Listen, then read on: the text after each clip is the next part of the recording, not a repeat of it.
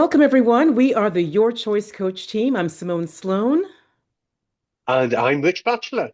And today we're talking about pressure and under pressure people managers and how and what they need to actually thrive during this change. We know change is constant, but how are we thriving? And that's what we're here to talk about.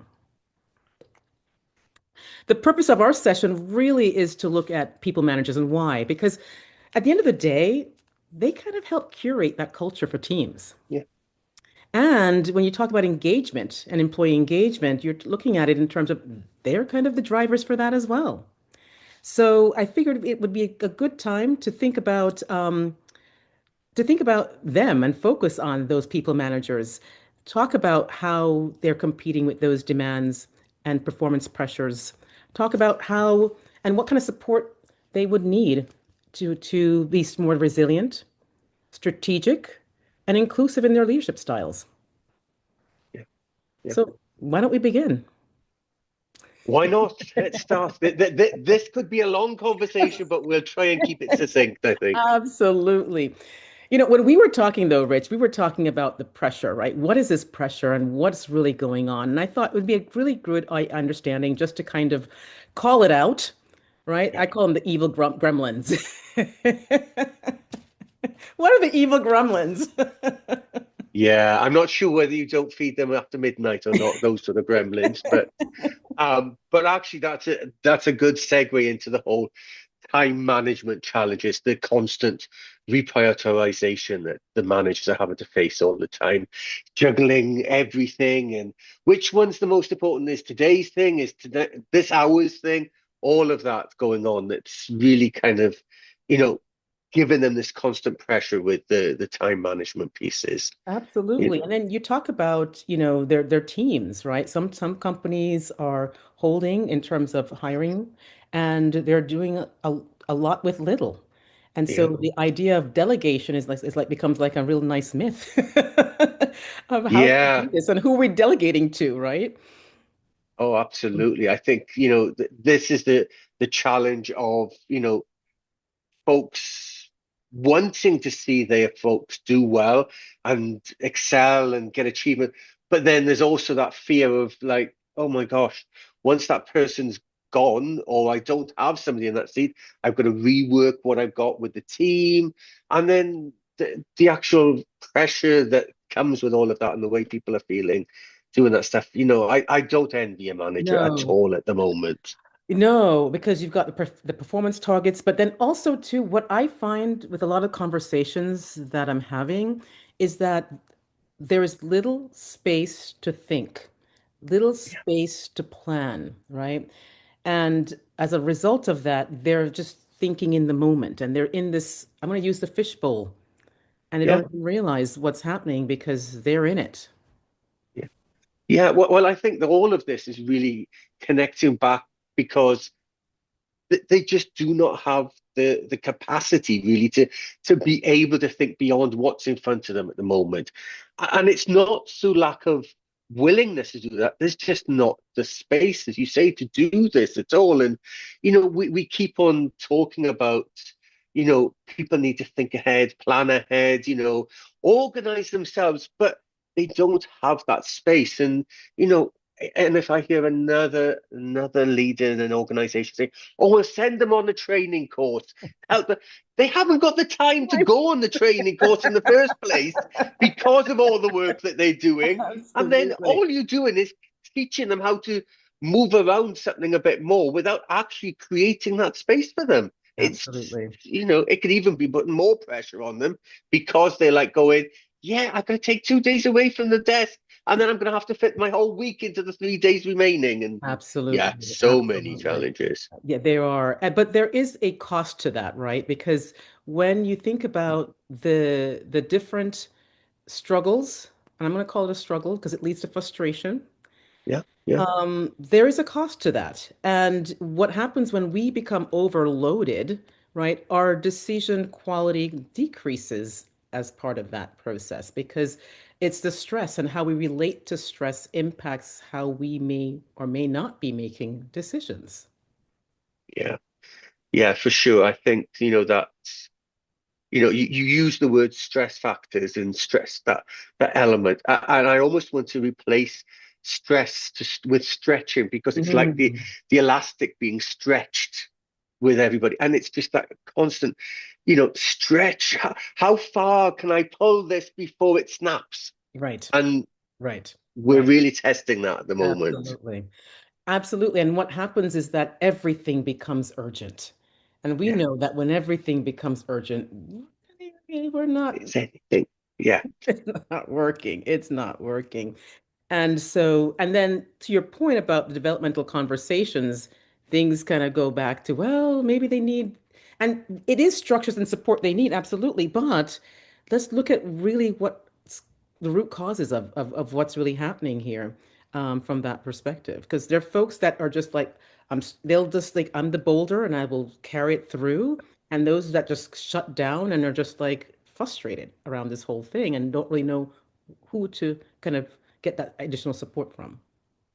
yeah, absolutely. I think this is where, we see the often talked about, sort of middle of the sandwich piece with the manager being that sort of filling in the sandwich.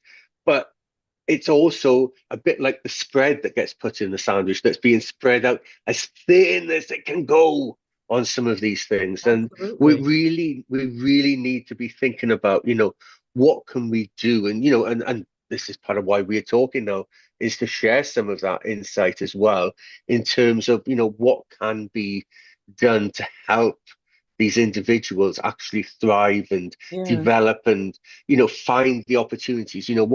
What can we do for absolutely. that stuff? Yeah, because I love the sandwich analogy that you just created because you're exactly right. Because they've got the pressures from above saying Yeah, strategic performance, let's do this. And then they've got the pressures coming from below with their direct reports. yeah. I need And help, suddenly, support, yeah, coaching. help. And so, absolutely. So, I guess going to your point too, in terms of support, what kind of support? Yeah, yeah. And I think this is where, we've got a range of support things that can be helpful to these managers. But, first and foremost, it starts with leadership in the organization. And wherever they may be working, they have to have clarity from that senior leadership of what the strategic priorities are. What's the expectation? We talk about asking them to constantly prioritize, but if they're not given a lead from leadership in where to prioritize, then they are just, constantly moving the same pieces around I want to use the word chessboard, but maybe it's more of a checkers board than chessboard sometimes with everything there. Yeah, Um, but yeah, yeah, but so this sort of, you know, the ask, go back, the asking of leadership. What should I be yeah, prioritizing, focusing, yeah. assessing first? But I'm gonna play devil's advocate here because there are leaders who go and ask, and then their managers come back and say, "Well, we can't do that. That's important. We can't, we can't take that away. That's Yeah, important too." So to your point around the structures, that becomes really important. So the manager now has to figure out, given this structure, how do I enable the team to thrive, right? yeah, Because you're talking about a lot of things. And one of the things I love are boundaries, first of all, for personal. If I think what do I need yeah, to do, right? And I think that setting aside that time for that planning, for that thinking, for that yeah, clearing, what went well, what didn't, assessing yeah. the team, that's important.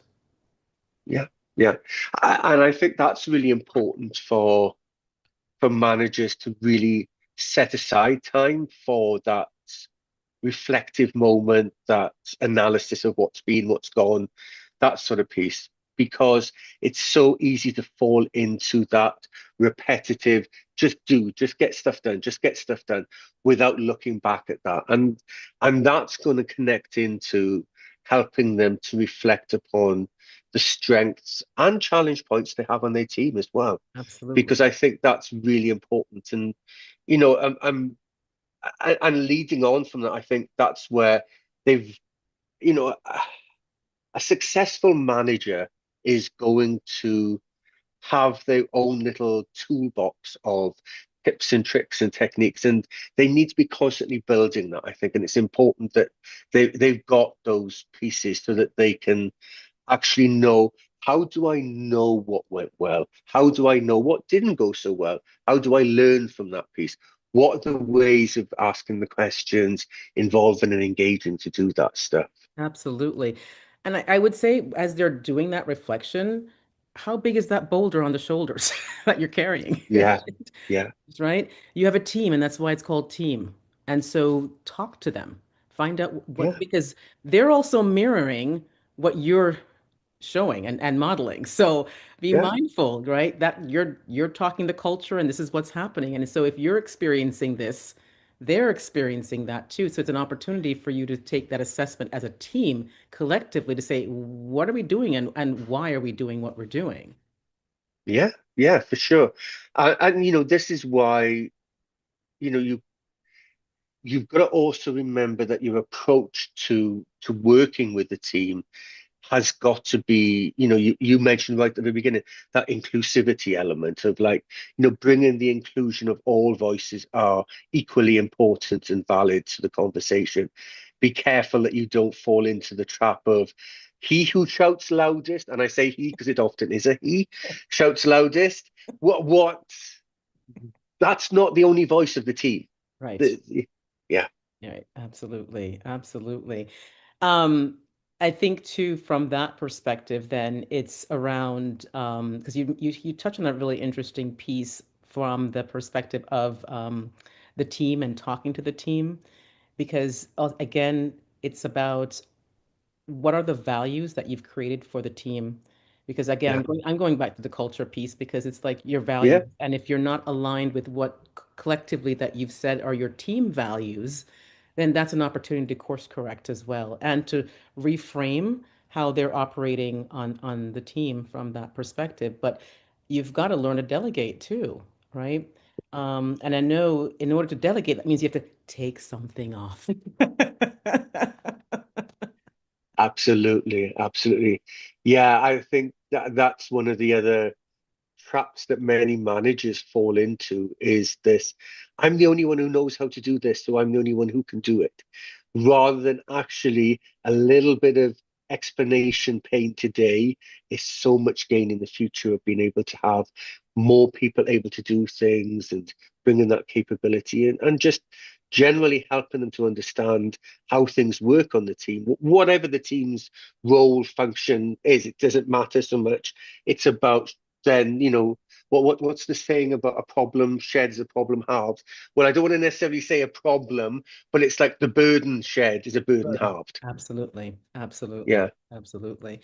But then, too, I think as you are looking and reflecting on your team, looking at the strengths and opportunities to develop, that role clarity becomes important because then folks might be stepping over or swimming in different lanes. And sometimes that can also too be a challenge, right? In terms of folks want, because it could be signaling, I want to grow, I need to stretch. And so in that delegation opportunities, it may be looking at maybe other ways in which you can actually provide other activities for your team to yeah. take on and to grow and to develop in different ways to kind of help satisfy that development hunger that they have. Oh yeah, oh yeah. And this is where we want to recognize that everybody has their own, you know, personal challenge points or personal needs, and that's the beauty of having a team of people, is recognizing the differences of those people, but also recognizing, to your point that you're just saying, Simone, the the actual individuals on the team. Some are going to be hungry for success and be wanting to, how do I move on? How do I move up? How do I go forward? But there'll also be some that are like, no, I'm very comfortable just doing this job. This is what I like doing. This is where I'm most comfortable. And how you can actually recognize that difference is going back to that, having the conversations with people and finding out. So, where do you see yourself in a year's time? Where do you see yourself Mm. going? All of these sort of conversations and questions that can help you to be able to understand what the needs are of all the individual members of a team so that you can actually bolt that into, okay, so, Joe and Alex both want to have development opportunities, so they may be my first opportunity for my own delegation of activity, giving them stretch opportunities to build up and develop themselves. Whereas we may have, a couple of other folks that are just like, okay, they're really good at doing the job that they do, but they don't want to do anymore, and that's fine. Absolutely, absolutely. So I know we've talked about a lot of different areas, right, where they can get supported. And I'm just curious if we were to kind of, I call it hot flash it. What are three things that you tell them to do? Hot flash Hot it. flash Woo. it. Um, so I think, it goes back to you know, the conversation pieces. The one thing, the key thing, conversation, communication, that piece, that's my number one piece, and use the word conversation, communication together because it's important that this is not a one-way street. It's also about hearing what's going on, doing that listening of what's happening on the team, understanding that sort of space requires that strong communication skills. And, we're doing a lot of talking here at this moment. Sometimes it's about not talking. Sometimes it's about being quiet in that space as well and just hearing and listening. So I think, that would be one thing I would definitely say to any manager is to focus on, listening to the team, do an active listening with the team, whether that be on a morning basis or regular morning stuff, or even if you're struggling to do that prioritization, doing it on a weekly basis at least to just hear what's going on the team. Absolutely. So make that, and I love that because it's like blocking off intentional time for you to think, and it's not negotiable. That is Yeah, your committed intentional time. So honor it because that'll make you go so much further than where you are in terms of that planning phase and decision makings and analyzing things. So great. So I think also too, I would just add, look at what's draining your time. Do an yeah, inventory. Take an assessment across the team and just look from the buckets. What are we doing and where are you spending that time? Because that's also a reflection in terms of where you may be able to lean in and delegate and help them prioritize and model focus. yeah, yeah, absolutely. And I think that that kind of links into being the discipline about the time is don't look for where you can fit in those listening opportunities, that engagement stuff, that strategic thinking time, that whatever it may be that you need to put blocks in your calendar that makes it non-negotiable. Don't let anybody else steal that time from you for something else. It's in there, it's yours, that's your time to do that. And Absolutely. and and don't feel guilty about doing it either. Because you need to do that. It's going to make you a better person in your role. Absolutely.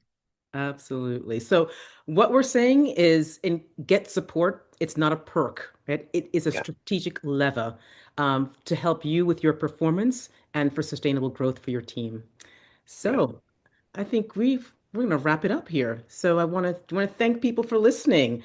We're going to be back next month, and we're going to continue to dive into people managers and providing our areas for additional support. So thanks, Rich. Thank you.